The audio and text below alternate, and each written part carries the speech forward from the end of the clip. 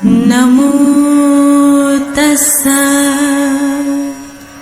भगवतो अरहतो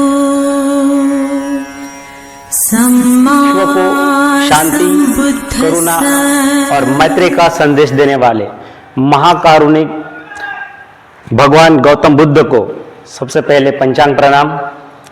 वैसे ही बोधिसत्व महामानव परम पूज्य विश्व वंदनीय डॉक्टर। साथियों, आज है रविवार और आप सभी जानते हैं कि बड़ौदा के लुम्बिनी बौद्ध विहार में हर रविवार को धम्म सभा होती है। तो आज भी धम्म सभा थी, लेकिन इस धम्म सभा में जो हमारे नए स्टूडेंट है, जो बुद्धिज्म का क्लास हर रविवार को अटेंड करते हैं, शिविर अटेंड करते हैं, निरंतर धम्म सभा में हिस्सा लेते हैं, ऐसे लोगों को पिछले महीने से बोलने का अवसर दिया जा रहा है। तो आज के दिन भी इन नवे लोगों ने अपने विचार रखी। तो आज हम देखेंगे कि लुम्बिनी बुद्ध विहार बड़ौदा से जुड़ा हुआ एक विद्यार्थी मुकेश, उसने भगवान बुद्ध के आर्य अष्टांगिक मार्ग के पहले अंग सम्यक संकल्प, इस पर अपने विचार रखे और उसने स्पष्ट कर दिया कि भगवान कहते हैं कि संसार एक कोठी के समान है और एक ऐसी कोठी है कि जिसमें मनुष्य कैदी बन के रह रहा है और इस कोठी में इतना अज्ञान का अंधेरा फैला हुआ है कि मनुष्य को प्रकाश नाम की कोई चीज होगी, इस पर भी विश्वास नहीं होता है। अब इस अंधेरी कोठी में से बाहर निकलने के लिए मनुष्य के पास सम्यक संकल्प की एक शक्ति होती है और उसके पास मन होता है। अगर वो मन में दृढ़ निश्चय कर ले तो इस कैद से वो मुक्त हो सकता है। इस पर मुकेश ने बहुत अच्छी तरह से विचार रखे। तो आइए जानते हैं हम मुकेश के विचारों को। इतने टाइम से इस कारागृह में, इस संसार में फंसा, इस चक्र में फंस चुका है कि प्रकाश नाम की भी कोई चीज है वो भूल चुका है।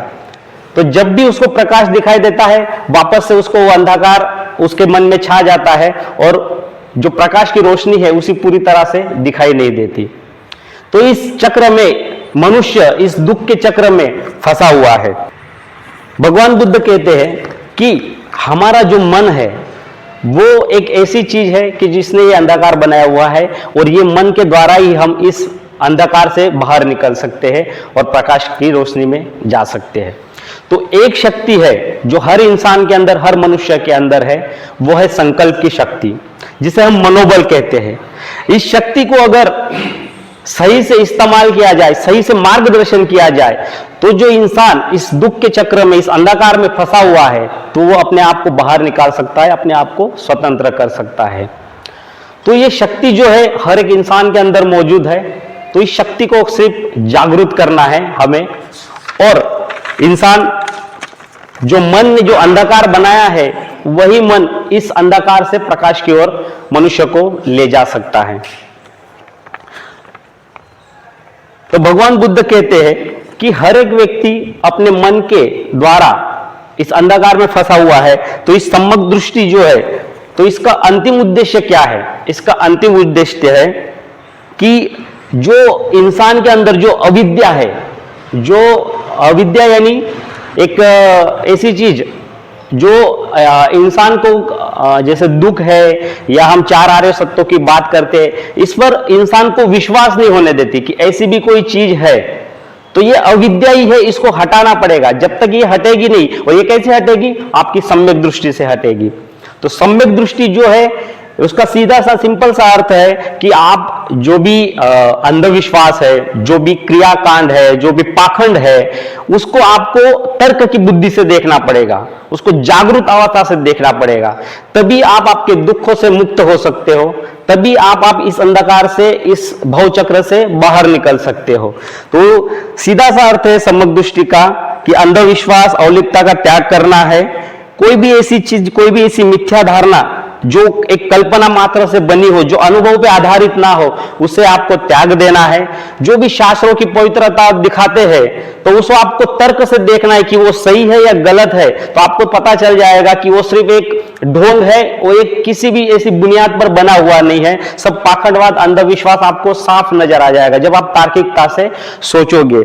तो ये सम्यक दृष्टि का सीधा सा अर्थ है कि एक स्वतंत्र मन हो, स्वतंत्र विचार हो हर एक व्यक्ति के, जो हर चीज पर वो सवाल कर सके। अगर जिस पे भी उसको लगता है कि ये चीज सही या गलत है, तो उसका मन और विचार इतने सक्षम हो कि वो कर सके, तर्क कर सके।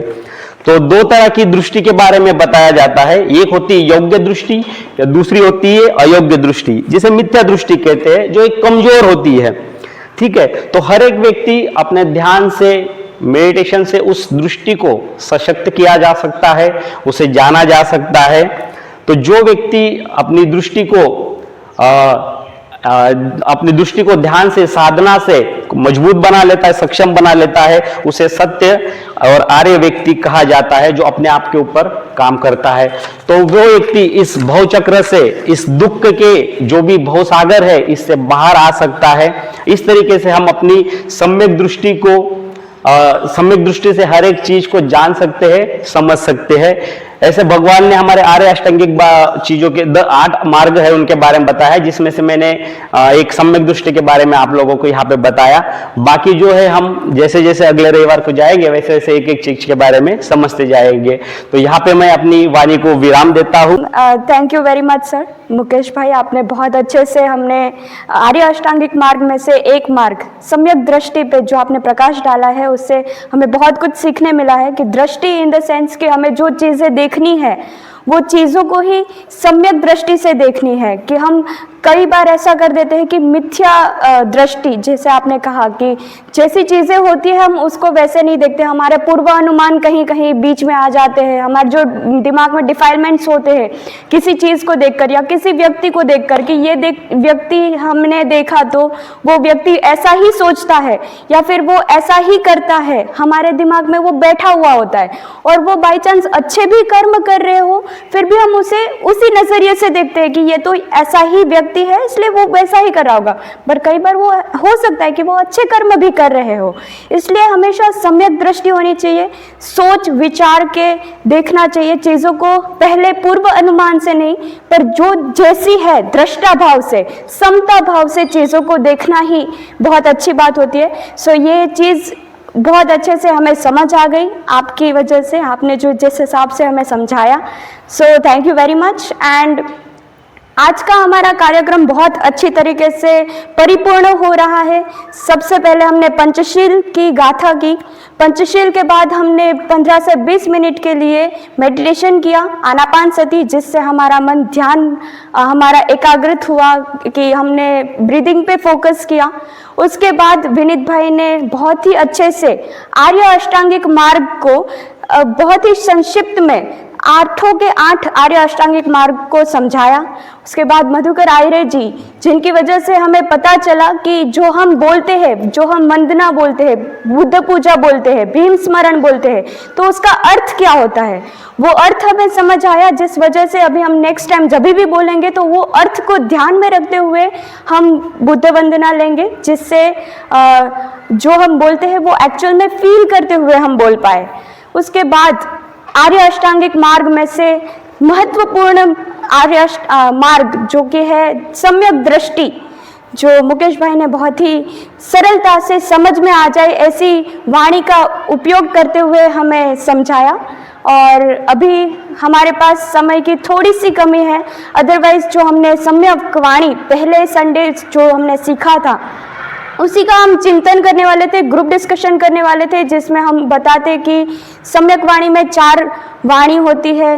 तो वो 4 वाणी में जो कि है सत्यता पूर्ण वाणी बोलना, सेकंड है कि ममता पूर्ण वाणी होनी चाहिए, थर्ड थी हमारी कि कोई चीज़ों में बदलाव नहीं करना है, पर जो जैसी चीज़ें हैं वैसे ही प्रस्तुत करनी है।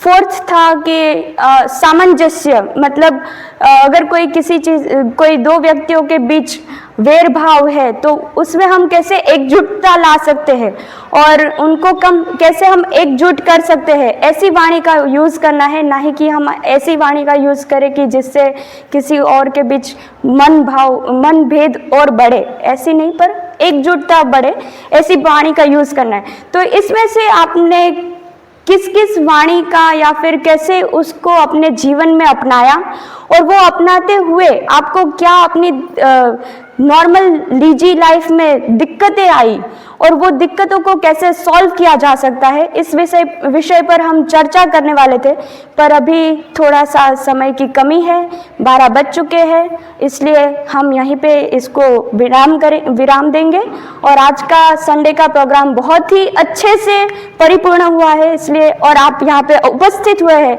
इसलिए ये सब कुछ पॉसिबल हो पाया है, इसलिए आप सभी का बहुत बहुत धन्यवाद, साधुवाद कि आप यहाँ पे उपस्थित रहे। Thank you very much.